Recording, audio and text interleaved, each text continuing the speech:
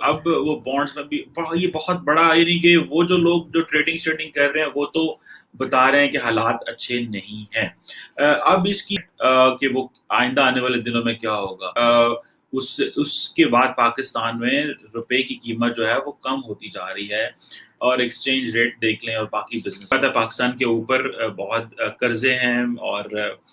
گو کہ چائنیز کے حوالے سے ہمارے وہ عموماً عوام کو نہیں بتایا جاتا کہ قرضوں کی کیا سچویشن ہے یا کیا انوائرمنٹ.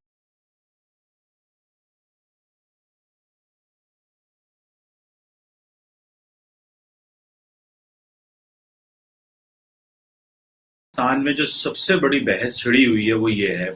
کہ پاکستان میں جو ڈالر ہے اس کی جو ویلیو ہے وہ بڑھتی جا رہی ہے، اور پاکستانی کرنسی کی جو ویلیو ہے وہ کم ہوتی جا رہی ہے. ابھی ریسنٹلی ایک ادارہ ہے فچ ریٹنگز، اس نے جو پاکستان کی جو ڈالر کی جو ریچ ایکسپیکٹ کی ہے 2022 تک، وہ 180 روپیز 180 روپے پاکستانی ہوں گے اور $1 ہوگا، جو کہ سمجھا جا رہا ہے بہت بہت بڑا ایک سیٹ بیک ہے پاکستانی اکانومی کو. اور پاکستان میں اس کے اوپر بڑا واویلا بھی ہو رہا ہے، شور مچ رہا ہے، اپوزیشن نے بھی کوئی واک آؤٹ کیا ہے، لیکن اپوزیشن کا تو کوئی فرق نہیں پڑتا، یہ سیاستدان at the end of the day ایک ہی ہوتے ہیں،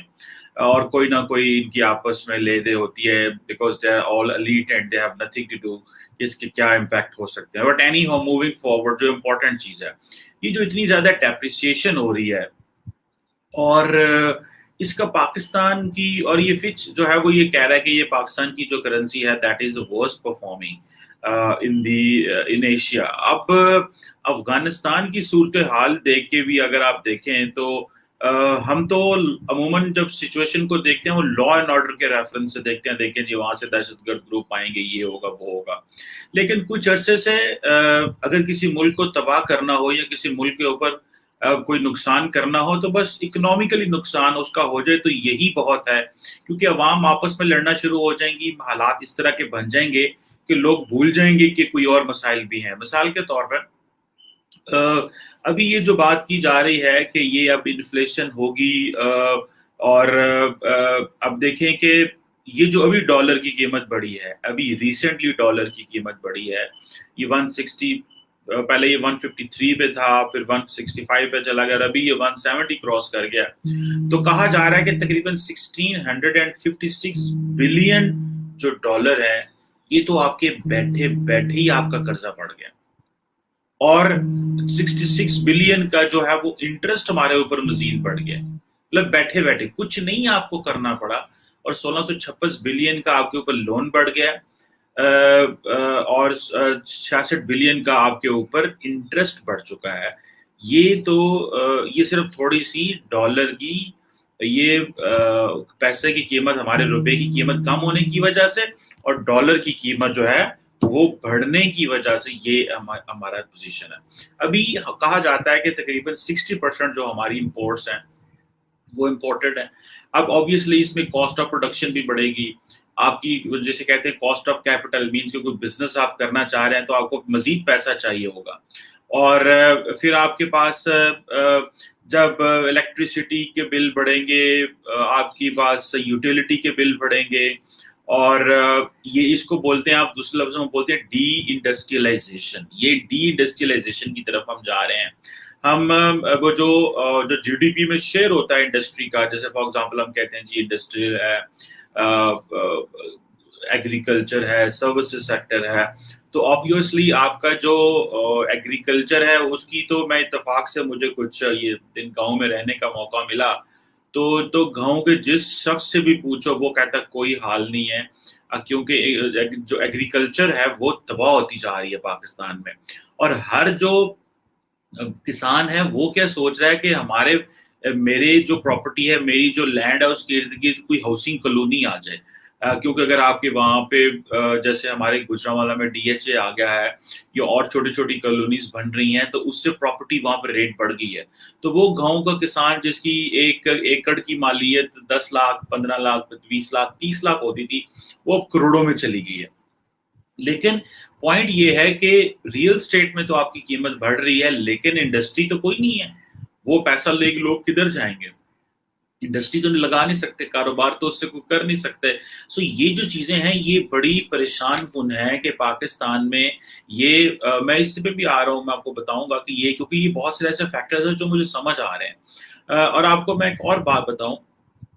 کہ ہمیں افغانستان کے یہاں پہ ہم بڑے شادیانے بجا رہے تھے سارے کہ یہ ہو گیا وہ ہو گیا، لیکن افغانستان کی وجہ سے ہی بہت سارے لوگ کہہ رہے ہیں کہ یہ ہمارے ڈالر کا ریٹ جو ہے وہ کرنسی ہماری ڈی ویلیو ہو گئی ہے. وہ کس طرح ہو گئی ہے؟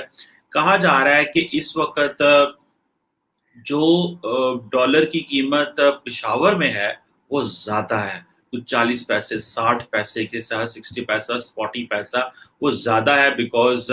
جو افغانی ہیں وہ وہاں پہ بیٹھ کے ڈالر خرید رہے ہیں. اور کیونکہ پاکستان افغانستان میں تو کرنسی ہے کوئی نہیں ہے اور وہاں پہ تو ڈالر ہے نہیں ہے، تو ابھی کیا ہو رہا ہے کہ اب ظاہری بات ہے کہ ان کو جو ڈالر چاہیے وہ یہیں سے لے کے جا رہے ہیں وہ سارے. اور آپ کو مزے کی بات بتاؤں کیونکہ بہت سارے لوگ جو ہیں وہ نیشنالٹی رکھتے ہیں، ڈبل نیشنالٹی ہے ان کے پاس، افغانستان کی بھی پاکستان کی بھی.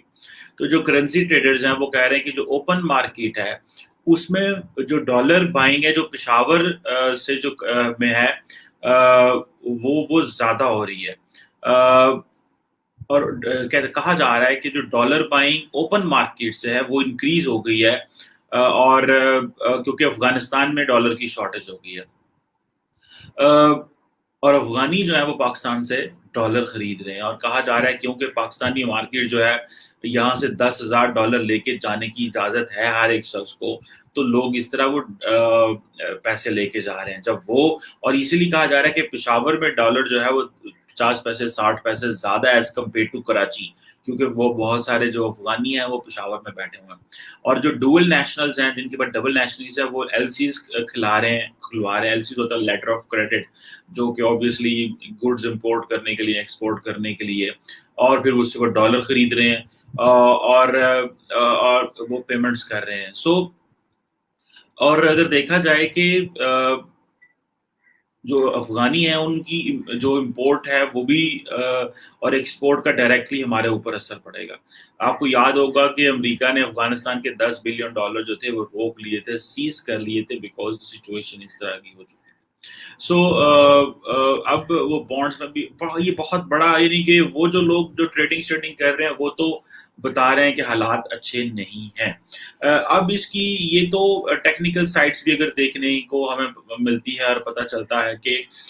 یہ ہمارے لیے ایک اچھا شگون نہیں ہے جو ہو رہا ہے، کیونکہ ہماری 22 کروڑ کی آبادی ہے اور ہم زیادہ چیزیں تو امپورٹ کرتے ہیں. ہم اپنی انڈسٹری کے لیے بھی امپورٹ کرتے ہیں، ہم اپنے کھانے کے لیے چیزیں بھی امپورٹ کرتے ہیں، ہم موبائل فون بھی امپورٹ کرتے ہیں. تو اگر یہ ڈالر اوپر چلا گیا تو اس کا نیچرلی جو نقصان ہوتا ہے وہ یہ ہوتا ہے کہ سب سے پہلے تو جو لوگ ہیں وہ خریدنا چیزیں بند کر دیتے ہیں اور لوگوں کی رینج سے چیزیں باہر ہو جاتی ہیں. اور ہمیں افغانستان میں جیسا تیسا جو بھی تھا اس کا ایک تو ایڈوانٹیج تھا کہ وہاں پہ جو پولیٹیکل سٹیبلٹی ہے تو یہاں پہ اکنامک سٹیبلٹی. تو یہاں پہ اگر آپ دیکھ لیں کہ اگر وہاں پہ پولیٹیکل سٹیبلٹی تھی یہاں پہ اکنامک سٹیبلٹی، اگر وہاں پہ پولیٹیکل سٹیبلٹی نہیں ہے تو یہاں پہ اکنامک سٹیبلٹی نہیں ہے. اور فارگیٹ کہ وہ آئندہ آنے والے دنوں میں کیا ہوگا. اور 15 اگست کو جو کابل میں ہوا